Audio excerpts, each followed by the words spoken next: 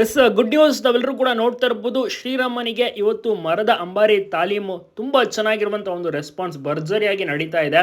ಮೈಸೂರಿಗೆ ಬರಬೇಕು ಶ್ರೀರಾಮ ಅಂತ ಎಲ್ಲರೂ ಕೂಡ ಆಸೆ ಪಡ್ತಾ ಇದ್ರು. ಬಟ್ ಅಟ್ಲೀಸ್ಟ್ ತುಮಕೂರಿಗಾದರೂ ದಸರಾಗೆ ಅಂಬಾರಿ ಹೊರಕ್ಕೆ ಶ್ರೀರಾಮನನ್ನು ಸೆಲೆಕ್ಟ್ ಮಾಡೋದ್ರಲ್ಲ ಫಾರೆಸ್ಟ್ ಡಿಪಾರ್ಟ್ಮೆಂಟ್ಗೆ ಧನ್ಯವಾದ ತಿಳಿಸಲೇಬೇಕು.